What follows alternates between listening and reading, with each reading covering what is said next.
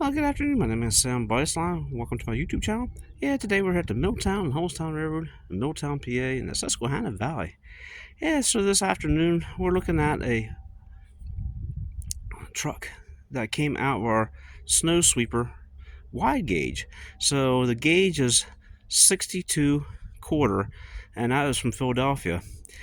So just a couple things here. This is known as an arch bar truck. The arch bar was common back in the day in railroading. That's how they actually got started, putting the trucks together and putting the axles and the traction motors together. And somehow they had to come out and figure out how to hold all this stuff together. So they came up with this method here. And so the arch bar goes around. It's all bolted together. It has all these square head bolts. And the railroads always love our square heads, and the square head bolts with square head nuts. And then you have the diagonal piece that comes across. Then you have a single spring here, a coil spring, and then you have the bolster that goes across the top here, which the bolster right now is this piece right here. It's upside down, believe it or not. The scrap company actually saved it, so it has the matching pivot point, center pivot. So that's center pivot. So you turn this whole thing upside down. What they did is they sliced off the frame members here, sliced that off to save it to match the center pin inside there, central pivot. So yeah, it has the traction motors on each side. So coming back here, you have the spring plank right here. That's the spring plank, and that goes a whole way across a piece of angle or C channels. Yeah, C. It comes down, comes across, comes back up, goes a whole way across.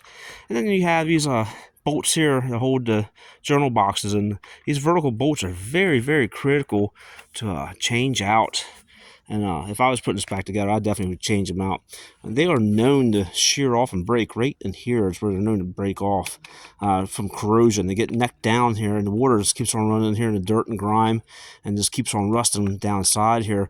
And then there's a nut on the bottom. So if I was putting it back in service, I would go ahead and change them out, put new bolts in, and then put new nylon lock nuts.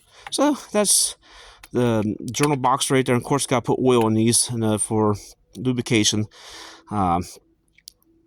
It's a wet system. And then you have the hanger hangs down here for the brake head, and the brake beams right here, and the brake shoes right here. So yeah, you can sort of see how that's designed, how that's made.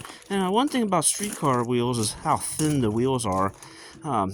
This distance from that edge of face of wheel back here to the fillet of the right where the flanges is 3 inches. When railroad wheels are 4 inches, they come out here another inch, and then you have a bigger flange on railroad wheels. But this is a streetcar, so here you need to have garter rail. But yeah, you have a little box down here.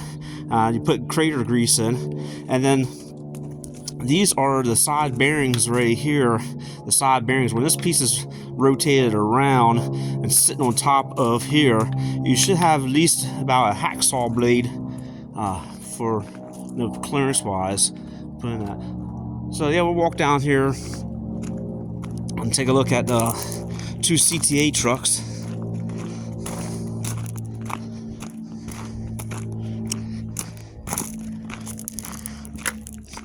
So they saved CTA trucks. Yeah, a little different here how these are made. So with the CTA trucks, you have kind of an arch bar style. You have the diagonal piece here, and then you have a side equalizer. So this is a little bit different. So this is a side equalizer, comes across and goes back up to that top of that journal box right there. This is like our 65-ton center cabs have. Our Gs have the same thing. And then you have the spring nest. So you have outside and internal springs, 2 springs. Then you have the leaf springs here. And being third rail pickup, the pickup shoes were right here for the hot rail, and that was the cable right there to pick up the current to go down through.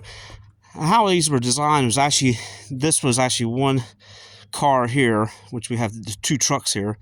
The other 2 trucks were actually underneath the other car, and then one of them had the traction motor, so all these are dummy axles going down through. So then you have right up here the side bearing. This one here rolls. It sort of has like a roller, and you can see it has little teeth and here. Just you can sort of push it there. You can sort of see how it rolls back and forth. Yeah, once again, the side clearance is about width of a hacksaw blade. And it should be on both sides on tangent flat track. And then there's the center pivot point with the center pin on this one here. So yeah, you can just see how that's made, and you can just see all the dirt and grime that's on this one. All right, so I want to thank everybody for watching my YouTube channel, and we'll see you on the next go around. Have a good day. Thanks for watching.